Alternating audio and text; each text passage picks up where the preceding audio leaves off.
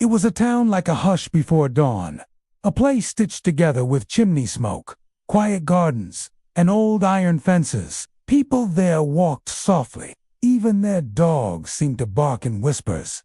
And in the heart of this gentle town lived a cat. Not an ordinary cat, mind you, but a cat with a gaze full of old stars. Her name was Luna. Luna was a cat of twilight. She never stirred until the day folded itself like a tired letter, and the sky bloomed with that first silver breath of evening. When the last window glowed with golden light, and the lamplighter made his slow way down the cobbled streets, Luna stretched, purred, and stepped onto the rooftops, like a soft note escaping a violin. No one knew who she belonged to. Perhaps no one, perhaps everyone. She would appear at windowsills like a dream, curling beside lonely teacups, nuzzling against pages of forgotten books. Children swore she could vanish in thin air. Old folks said she brought dreams. The baker, who rose earliest, claimed she walked on the clouds, but they all agreed on one thing. Luna always returned before midnight. Every night, without fail, she'd come gliding back through the garden gate of the crooked blue house with ivy down its spine, her eyes glowing with quiet stories. No one had the courage to ask, until the night she didn't return. It began with the wind, not the usual soft breeze that curled around windows, but a strange wind, as if the sky had sighed too deeply. It carried the smell of sea salt, though the ocean was 100 miles away. It rattled the chimes above the watchmaker's door, and turned all the town's weather vanes east. Toward the hills, Luna had been watching the moon rise from the bell tower's edge. It was full and bright, like a polished coin tossed into the dark. She blinked slowly, as if in conversation with it. Then, something changed. The moon shimmered, not the way it usually does, but like it was, calling a thread of pale light unspooled down from the sky, and shimmered across the rooftops like a trail only cats could see. Luna tilted her head. Her tail flicked once, and then, silent as snowfall, she followed it, down over the baker's awning, across the rusted gutters of the bookshop, over the soft moss of the apothecary's roof. She moved like breath, like memory. The moonlight thread led her through the sleeping town, past the crooked weather vanes, beyond the last cobblestone, and up into the hills, where shadows clung to trees like forgotten coats, and the stars hung low enough to whisper. The further she walked, the quieter the world became. Even the owls seemed to hold their hoots, and there, in the clearing where no path had ever led before, stood a mirror made of water, a still silver lake that hadn't been there the night before. Luna stepped to the edge. She looked down, but she did not see herself. She saw another Luna, one that shimmered slightly, one with eyes like constellations, and paws that glowed faintly, as if dipped in starlight. The lake's reflection tilted its head, and just like that, Luna stepped forward and vanished. The town awoke to a silence too thick. The birds didn't sing. The baker burned his bread, children whispered to their porridge, and the crooked blue house sat still, its garden gate unopened, its windows empty. No one said it aloud, but they all knew. Luna had not come home. The lamplighter walked slower that night. He paused beneath the bell tower, looking up as if expecting to see a small silhouette against the moon. The old woman who ran the library left a saucer of milk on her sill, though she hadn't owned a cat in 20 years. Even the mayor, who didn't believe in nonsense, asked his assistant if it was a full moon again. And in the hills, where the moon dipped its silver toes into the whispering grass, the lake sat still, like a secret. But Luna wasn't gone. Elsewhere, she was simply in a place stitched from threads of moonlight and memory, where trees grew in spirals and stars swam like fish. The air hummed like distant lullabies, and the paths curled and uncurled as you stepped. Here, cats were not just cats. They were keepers of forgotten doors, walkers of sky bridges, dream messengers between worlds. And Luna, the one with star eyes, had been chosen. But she hadn't known, not until she crossed a lake of mirrors. Now, she wandered this glowing elsewhere. A forest that shimmered like breath on a window. A river that whispered her name. and creatures made of dust and lullabies that bowed their heads when she passed. She was still herself, but more. And she missed the garden gate. She missed the teacups and chimney smoke. She missed the soft sighs of the sleeping town. But there was no path back. At least, not yet. Luna stepped lightly through the silver grass, each paw print glowing for a moment before fading like a sigh. The trees here were unlike any she had known. Tall, spiraled things with bark that shimmered like silk and leaves that drifted downward without ever touching the ground. Everything moved slowly, as if the forest were half asleep, half remembering a lullaby it hadn't finished singing. She paused by a pool where stars swam lazily beneath the surface. One of them looked up at her and blinked.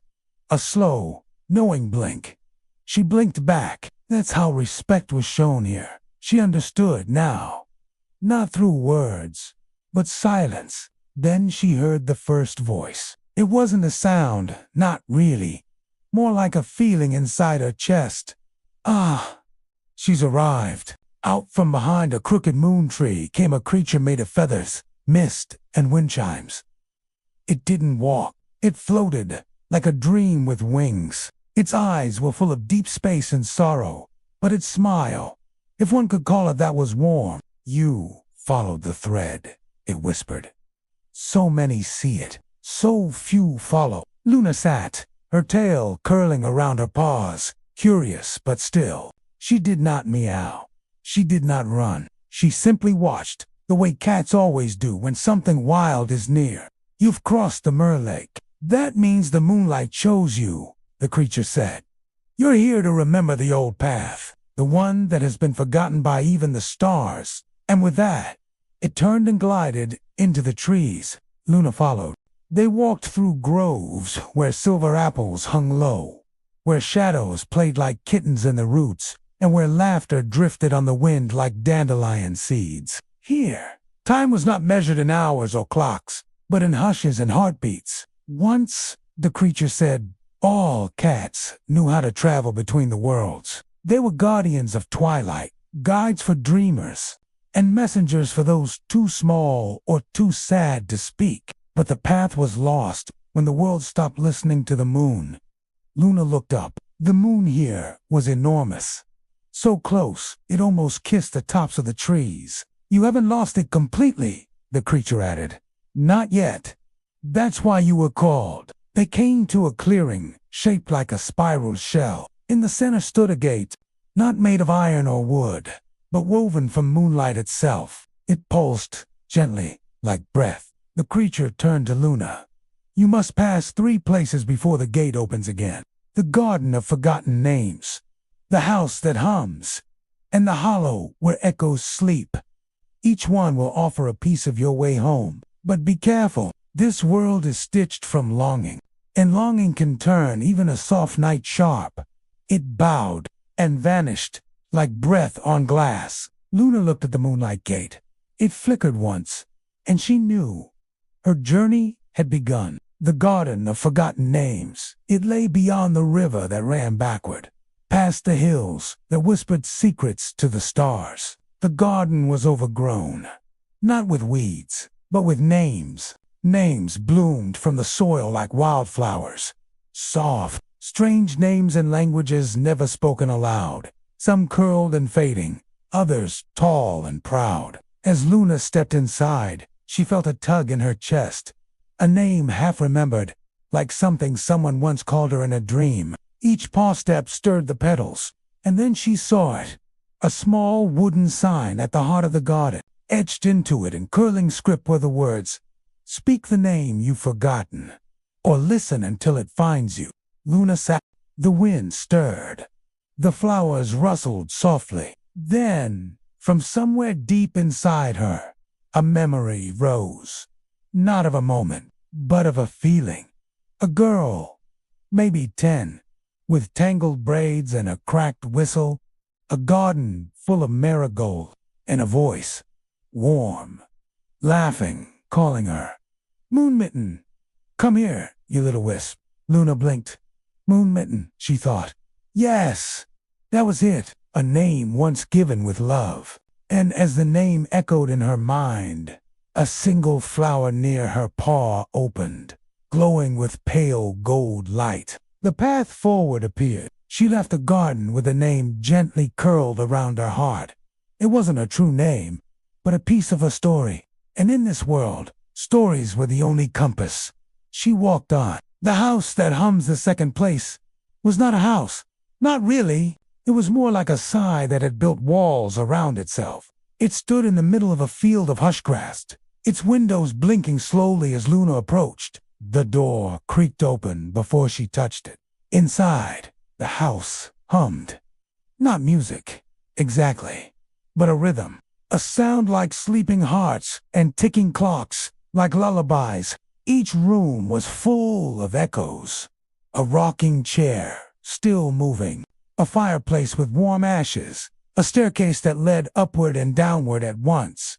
Here Luna didn't have to search. The house searched her. She padded through the rooms, and the humming grew louder each time she remembered something small. A teacup from the library window. A sleeping child who once dreamed of flying. The sound of wind chimes from the crooked blue house. All of them pulsed inside her like little lanterns. In the attic, where the air smelled of dust and cinnamon, she found a mirror with no reflection, only a phrase written across it. Carry what sings inside you. She blinked. Once. Twice. And then, with her paw, she gently touched the glass. It rippled. And from within it came the softest purr. Her own the house exhaled. The hum faded. She stepped outside, and the third path opened. The path narrowed. No more glowing flowers. No more humming winds. Only silence. Thick, velvet, and strange. Luna stepped carefully now. The ground beneath her paws was soft and cool, covered in a kind of moss that drank up even the sound of her footfalls. The air was weightless, like breath held too long. She had arrived at the hollow where echoes sleep. The trees here leaned inward, their branches tangled like fingers in deep thought. There were no birds, no stars, no wind, only stillness. And yet, Luna sensed she was not alone. She padded forward until the forest fell away. A circular hollow opened before her, perfectly round, its center filled with a silver mist that curled like smoke. She sat at the edge and waited. A voice rose, not out loud, but inside her. Not the feathered guide, not the moon, not even her own thoughts. It was the voice of every goodbye she had ever heard. Stay, it whispered. You don't have to remember. You don't have to go back. Just curl up and forget. The mist rippled, shapes formed and dissolved again. A child's hand waving from a window. A leaf falling. A quiet door closing. The hollow is made of memory, but not the warm kind. Here lived all the things left unsaid. The soft regrets, the farewells that never had voices, the fading echoes of love that went unanswered. And Luna felt tired. So very tired. She could curl up now, let the silver mist wrap her like a blanket. She could sleep here, forever. Just another whisper in the hollow. But then, from far away, not from this world, but from the one she had left, she felt it, the clink of a teaspoon in a saucer, a child's giggle, the rustle of ivy on an old wall, the quiet town, home. And suddenly, the mist began to retreat, because Luna remembered something that echoes cannot withstand. Belonging, she rose. She walked into the hollow, into the mist, not to escape, but to retrieve. And there, in the very heart of the silence, she found something waiting. It was small, a bell, tarnished, simple, tied with a bit of blue thread. It was the bell from her old red collar, the one she had worn before she ever stepped onto rooftops, before she was Luna, the night wanderer. Before she was anyone, it chimed once in her paw. Soft, brave, true. The mist broke apart like a wave. The hollow sighed, not with sorrow, but with release, as if something long held had finally been set free. And a path opened, winding and silver, leading back to the gate of Moonlight. The moon hung lower now, its light more golden than silver, as if dawn waited just beyond the horizon of this strange realm. Luna stood once more before the woven gate, which now shimmered with a soft pulse. She carried the 3 tokens of her journey: a flower from the garden of forgotten names, a note purring from the house that hums, and a small blue-threaded bell from the hollow where echoes sleep. They hovered around her like stars orbiting a silent planet. The gate spoke, not with words, with presence. It remembered her. It remembered every life she'd brushed with every window she'd warmed with a quiet company, every dream she had curled beside like a guardian. "You have walked the old way," the gate said, "and you have not forgotten. You have chosen love, memory, and return. The path is open." The gate did not swing or slide. It simply unwove, like a ribbon slipping through the air. Beyond it, the silver forest faded, and the quiet town came into view, but not quite as she had left it. The night was just beginning again, and the rooftops sparkled with a soft frost. The crooked blue house still stood, its ivy glowing faintly. A child leaned on a windowsill, half asleep, cradling a book and a mug of lukewarm milk. Luna stepped into the town like a note returns to a song. No one saw her, but many felt her. A baby stopped crying. A lonely man, sweeping his doorstep, paused and smiled for no reason. An old woman stood in bed and whispered, "There you are." And on the windowsill of the crooked blue house, the child blinked, because there, just beside the mug, was Luna's eyes, like moons, tail curled. The child gasped, not in fear, but in delight. "Where did you go?" they asked softly. Luna did not answer, but she pressed her head into the child's hand, and the bell on her collar chimed once.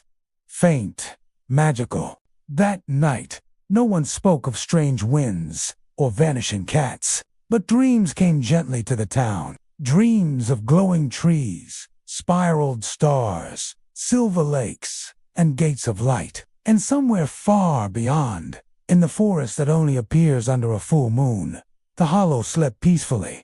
The house hummed, and the garden bloomed with a new flower. Its petals were shaped like a cat's paw print, and its name, written in dew, was simply Luna.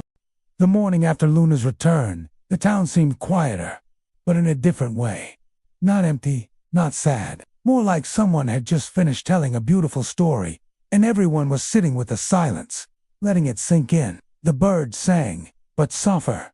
The wind moved, but with intention. And in the crooked blue house, a small child named Nico awoke with a cat on their chest, and a dream still glowing in their eyes. "You came back," Nico whispered. Luna blinked, slow and golden. Outside the window, sunlight poured in like honey, but Nico still felt something left over from the night. Something silver. "I saw you walk into the moon," they whispered. "I saw the trees that sang, and the lake that didn't show you, but another you." Luna purred. It vibrated through Nico's chest like a soft drum. Downstairs, the world went on. Porridge simmered, spoons clinked, the radio crackled. But upstairs, the child and the cat sat still, as if the space between waking and wonder was a place they could stay. Later that day, Nico followed Luna out into the town. She led them through alleyways and under archways, through the baker's garden and beside the quiet chapel, past the old red mailbox that no one ever used anymore. Everywhere they went, people paused.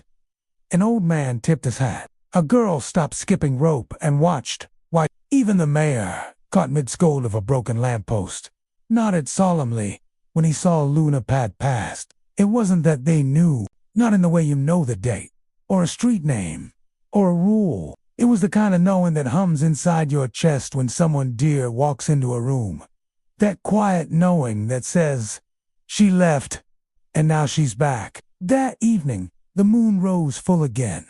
A rare twin to the night before. Nico sat in the windowsill, knees tucked to chest, watching the sky bloom silver. "Do you miss it?" they asked. Luna, curled beside him, didn't move.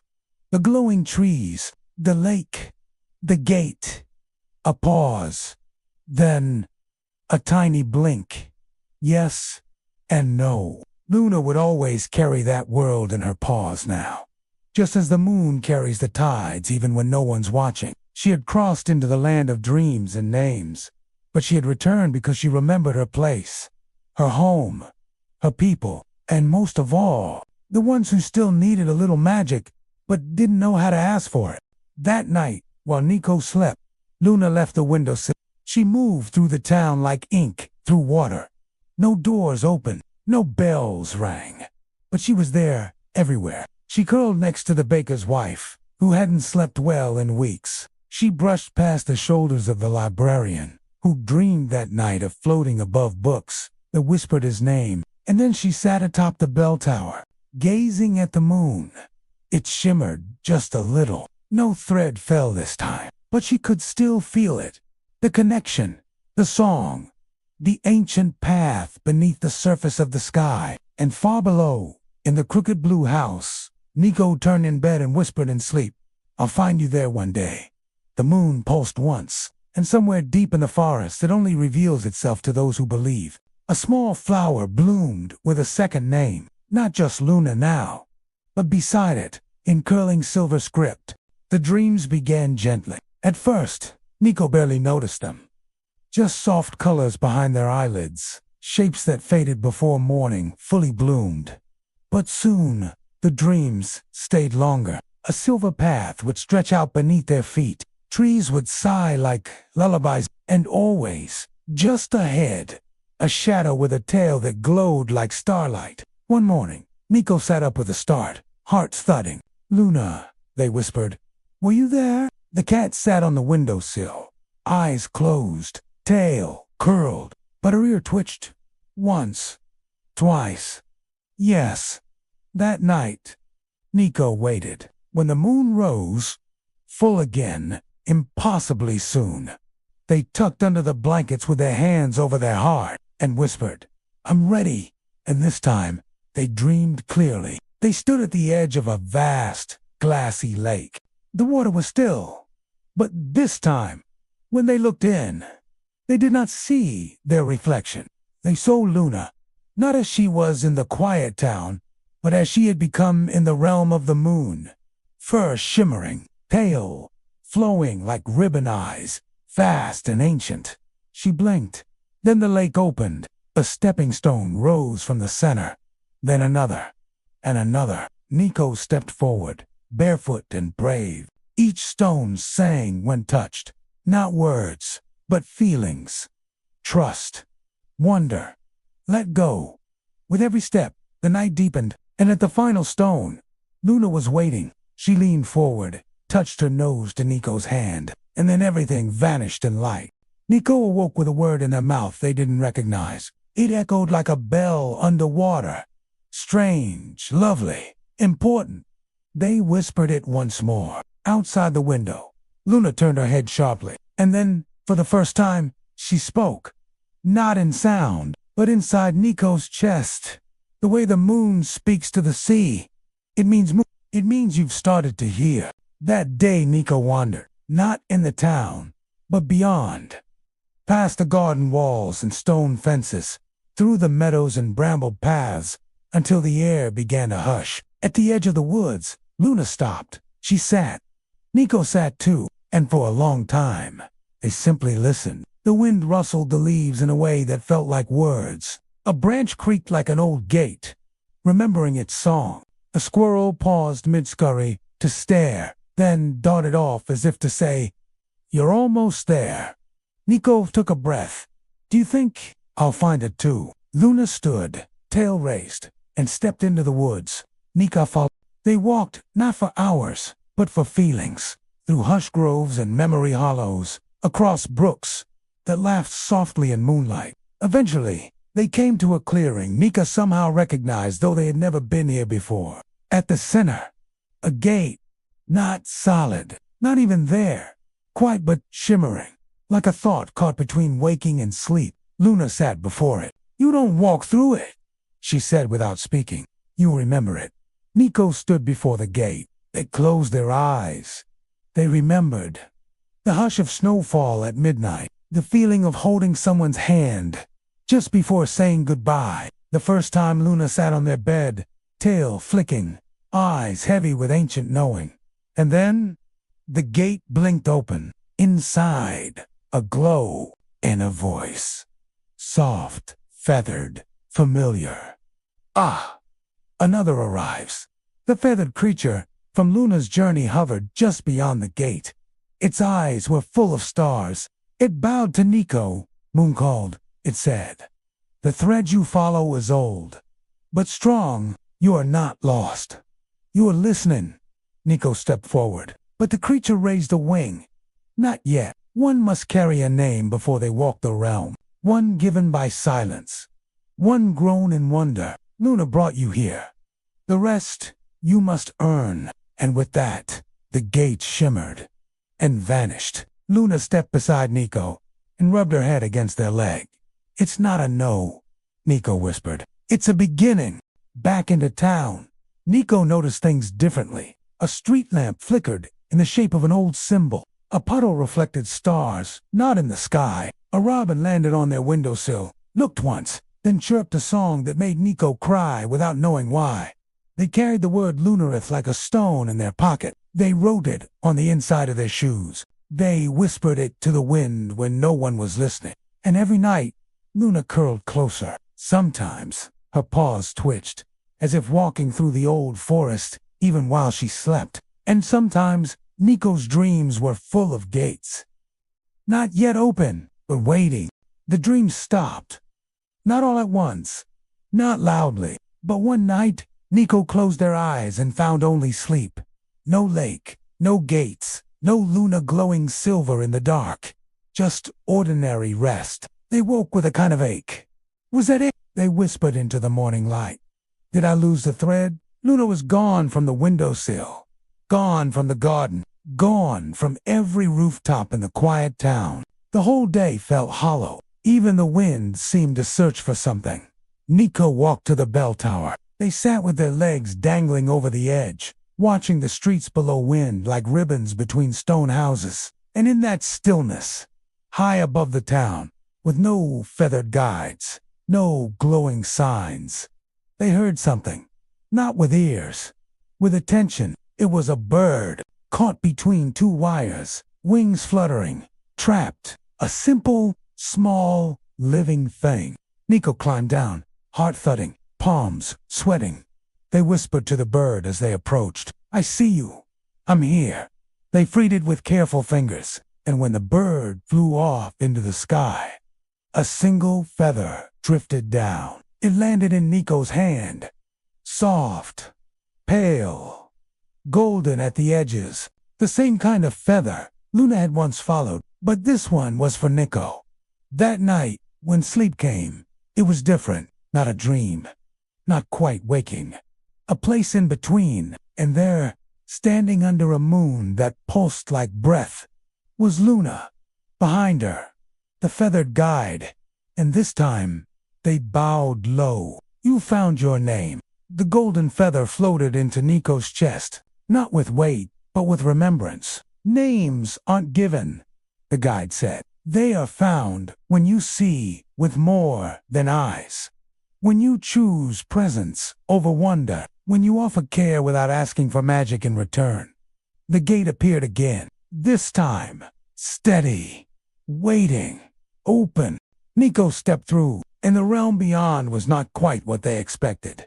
Not all silver trees and glowing waters. Not only quiet hollows or humming homes.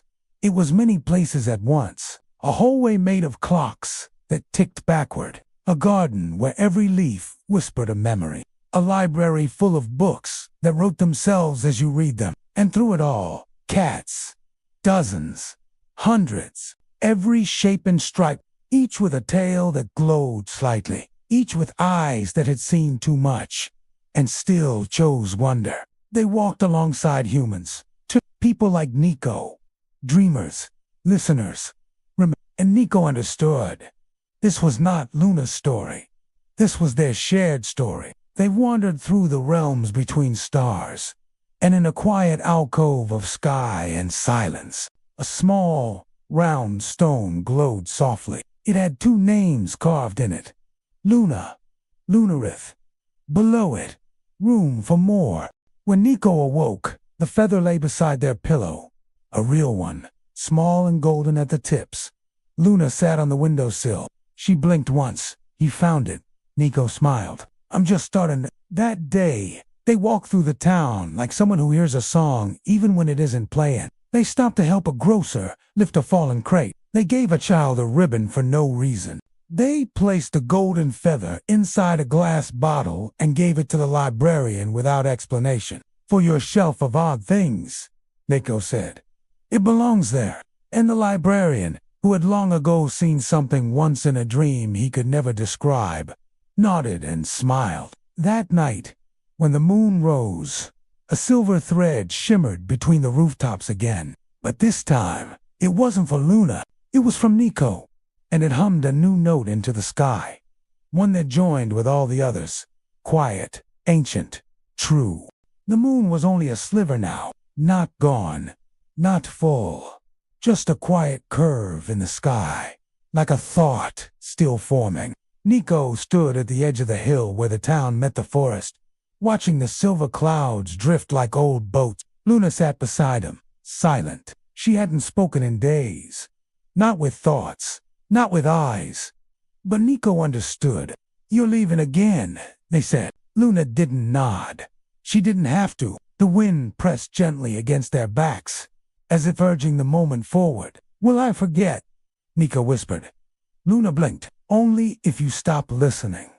They walked together one last time through the town, down cobbled alleys, past a bakery that always smelled like cinnamon, past the bell tower that now rang softer, as if tuned to some deeper rhythm, and then to the place where the world folds.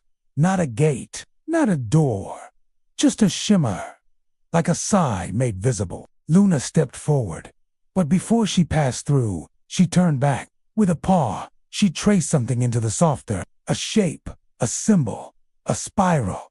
Then she looked once at Nico and was gone. That night Nico sat on the windowsill, alone, but not lonely. The golden feather still rested in its glass bottle. The silver thread still hummed in the rooftops, and in their chest something glowed softly. Not a memory, not a dream, a name, Lunarith. In time, the town forgot.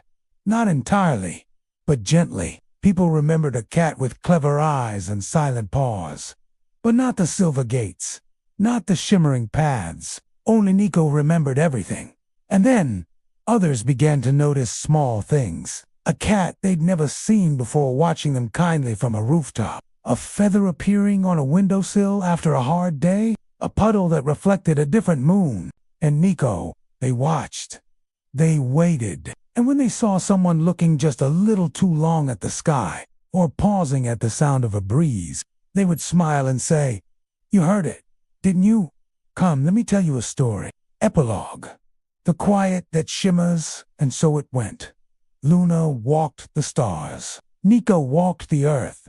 And between them, the thread held. The moon will always call to those who listen. The gate will always shimmer for those who remember. And the cat, the one that got lost in the moonlight, was never truly lost. She simply found her way so others could find their own. The seasons turned slowly. Spring pressed its soft green fingers into the hills. The rooftops turned golden with dust and light. And Nico walked with quieter steps than ever before. Not because they were afraid, but because they had learned. The world speaks when you do not rush it. They no longer needed dreams to see the other world. It was everywhere now, in the space between a bird's wing, in the hush before the first raindrop falls, in the look of a stranger who seems to remember you from someplace deeper than time. One afternoon, as the town napped under the soft weight of sun, Nico wandered beyond the map's edge. Not far, just to where the river forked like a question. There, they sat and waited. Nothing called them. But something opened. The wind shifted, the shadows deepened, and suddenly the ground beneath their hand was warm with light. They peeled back the ivy on a nearby rock and found it. Not a door, not a gate, but a mark. a spiral carved in stone, faint, worn by time, and yet waiting. Nico touched it, and the world breathed in. That night Nico dreamed again, but it was not like before. There was no lake, no glowing guide, no silver gate, just earth, deep, dark, alive, and voices, old ones, not speaking in words, but in feeling.